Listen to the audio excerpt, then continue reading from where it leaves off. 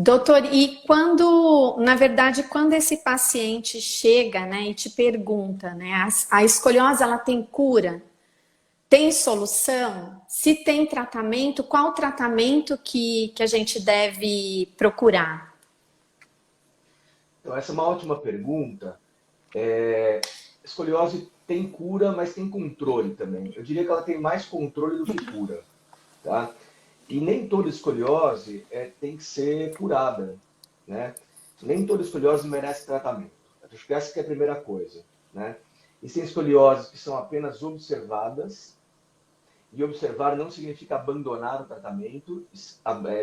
Observar é um tipo de tratamento, que significa de tempos em tempos uma visita médica para exame clínico, exame de radiografia e para observar se a curva não está piorando. Em geral, curvas leves, né? A gente costuma medir a radiografia, né? Quem tem escoliose sabe disso e vai se identificar, né? Então, toda radiografia o médico pega um tipo de uma reguinha, começa a fazer um monte de rabisco. Hoje em dia, a gente consegue fazer isso até no computador. Então, quando eu me formei lá atrás, era sempre na reguinha. Hoje em dia, às vezes é na reguinha, às vezes é no computador.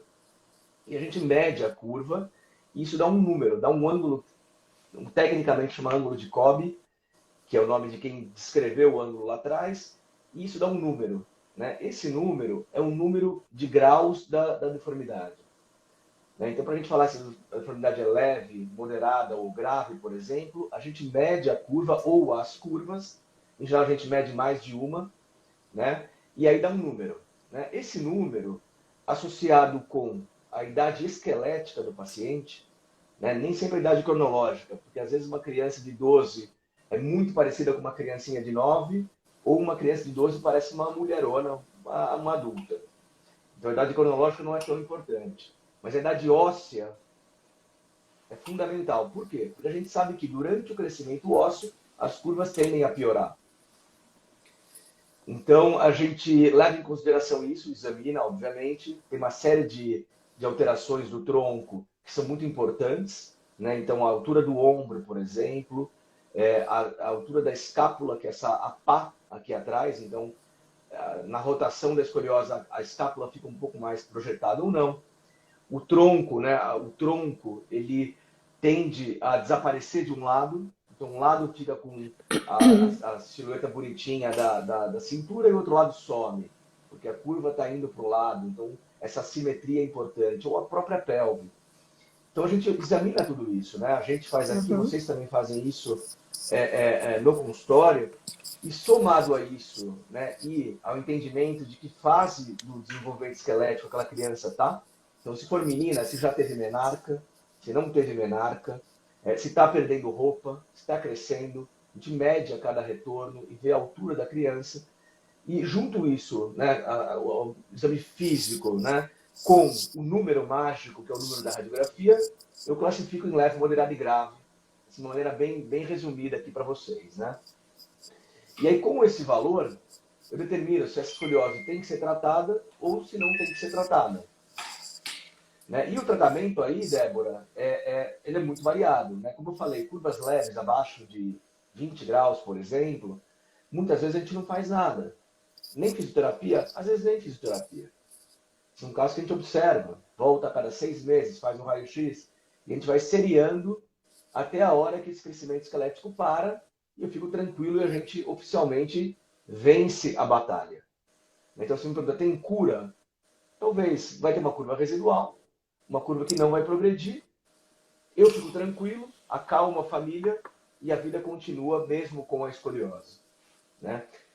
Existem situações que, na fase de crescimento, a coisa fica um pouco mais séria, né? Por quê? Porque a curva já não tem mais menos de 20 graus, a curva está ali entre 25 e 40 graus, a criança é em fase de crescimento, e a gente sabe que nesse momento existe o risco de piora, né? Essa é a fase crítica.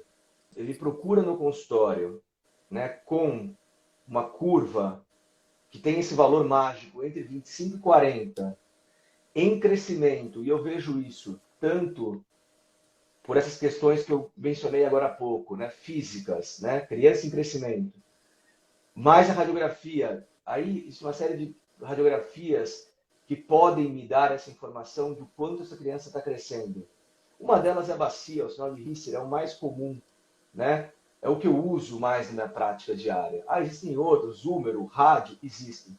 O Richter é o mais fácil de usar, a gente entende, o físio entende, o paciente entende, é fácil de usar. E aí, com base nisso, essa criança em crescimento, eu me sinto na fase mais útil, que é onde eu posso mudar a história natural.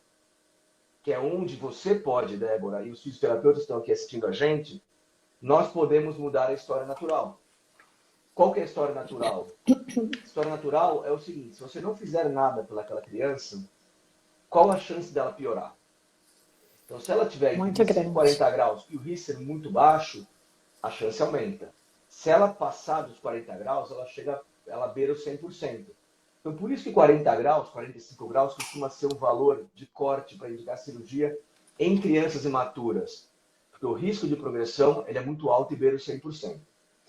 Agora, se para a felicidade da família ela descobre isso antes da hora, é aí que entra o tratamento clínico. Né? E hoje, o que tem de melhor para o tratamento clínico? A combinação de colete com exercícios específicos, que aí é a área que você pode falar um pouco também, né? Que são exercícios que são ativos. Né? A criança faz movimentos ensinados pelo fisioterapeuta, movimentos contrários à curva, em vários sentidos, aprende a fazer isso em casa, tem que ter uma determinação, tem que ter seriedade e participação do paciente. É chato, claro, quem gosta de ficar olhando para o espelho todos os dias fazendo exercício, o Instagram é muito mais legal, fazer esporte é mais legal, falar com as amigas e tudo mais, tudo é muito mais legal, mas é o que funciona. Né? Então, nesse momento, existe a possibilidade de frear a curva. Sim. É possível reduzir e reverter a curva. Na minha experiência e o que a literatura mostra, isso é uma raridade. Né? Embora, né, doutora, a gente vê algumas coisas na mídia, né? Então, assim, de casos de curvas de 40 graus, reduzindo para 15 graus, para 20 graus, né? Então, assim, a gente sabe que a literatura nos traz que a angulação ela pode até melhorar, né, com o tratamento efetivo, né, com um bom colete, com os exercícios específicos, mas o que a literatura nos mostra que essa melhora de angulação não é o ponto principal, não é o nosso objetivo principal. Né? Então, nosso objetivo principal é evitar a progressão, melhorar a estética, melhorar a qualidade de vida, e a angulação muitas vezes ela vem como um retorno para a gente, né? Uma melhora na angulação de 5 graus, de 6 graus, é o que a literatura também nos mostra. Mas é que não existe milagre, né, doutor? Então é isso que eu queria até deixar claro para todo mundo, que para tratar a escoliose não tem milagre, né? São os exercícios específicos, é muita determinação, é um médico, né, que vá controlando isso, é um bom fisioterapeuta especializado, que tenha o controle, que saiba indicar os exercícios, é a família, né, contribuindo, fazendo os exercícios em casa. Então, realmente não é um trabalho fácil, é um trabalho muito desafiador, né? Para a gente conseguir alcançar o nosso objetivo, que é estacionar. Né? Então, a gente não vai conseguir melhorar 20, 30 graus da curva, né? Exato. Então, é isso que a gente tem que deixar claro para quem está ouvindo. Não existe milagre para tratar a escoliose. Né? Existe muita determinação, muita correria, muita efetividade, mas não existe milagre. Então é isso que eles têm que ter isso claro. Super importante isso, porque eu lembro de uma vez, na época da faculdade ainda, que eu era de uma liga acadêmica, né, que era um grupo de estudantes, na verdade, em cima de um tema, e eu participava muito de uma liga de oncologia, né, do câncer. Eu lembro muito bem de um dia que, numa aula com um professor de cancerologia, uma das metas do tratamento dele, né, era a luta contra o charlatanismo. E eu não entendia muito bem aquilo, né? Aí eu fui falar com ele, por que isso, né? Ele falou, olha, quando o indivíduo está com câncer, ele se agarra a qualquer coisa que você oferecer para ele. E aí entra chás mirabolantes caseiros, tratamentos que não têm a menor comprovação científica. E aquilo ficou na minha cabeça, né, por todos esses anos. E hoje, quando a gente fala de tratamento de escoliose, muitas vezes os pacientes recebem um discurso de melhora que me lembra muito esse discurso do meu professor de oncologia. E eu faço uma comparação da família que tem uma filha ou um filho com escoliose, a angústia que isso gera e a vontade de resolver custe que custar. E aí acabam entrando em tratamentos que não têm muito fundamento científico. Você me falar que uma curva de 50 a 60 graus vai curar com exercício, isso não existe. Né? Isso não existe, isso é uma inverdade. Né? Uma curva de 40 graus com Risser zero, ou seja, risco enorme de progressão, vai curar com fisioterapia? Faça o meu tratamento que você vai ficar curado? É muito preocupante isso, né? E isso enfim, quando isso é percebido a tempo e a gente consegue mudar a rota, eu acho que é menos mal. Agora, não é raro, né, o paciente perder o timing do tratamento. Porque está numa direção contrária. Né? Ah, não, vamos tentar mais um pouquinho, olha essas fotos, esteticamente está ficando melhor, e radiograficamente a curva está de 40, 50, 60, 70 graus rodada, e quando o paciente, enfim, cai na real, né, ou quando alguém consegue quebrar esse ciclo, ou seja, se troca de profissional e se vem para a realidade, a cirurgia, no caso, se é um caso cirúrgico, a gente já vai falar sobre isso, é muito mais complexa. Né? Operar um caso de 80, 90 graus é muito mais complexo do que operar um caso de 50. Muitas vezes, o tamanho da cirurgia em extensão, mais vértebras são operadas, significa menos mobilidade. Né? A cirurgia da escoliose tira a mobilidade, mas o mais curto possível. Muitas vezes a mobilidade é irrisória. Numa curva torácica, que não tem uma curvatura lombar, a cirurgia devolve uma vida totalmente normal. Tem pacientes que são campeãs de natação, fazem ginástica olímpica, operadas de escoliose, vida normal.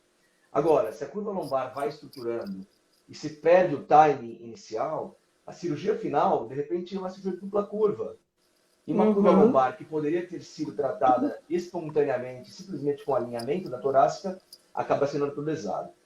Então, assim, respondendo a sua pergunta, eu dei uma saída do tema, mas eu achei super oportuno e pertinente falar sobre isso, né?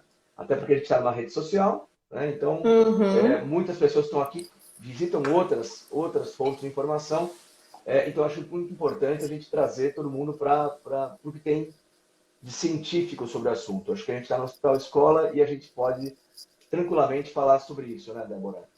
Com certeza.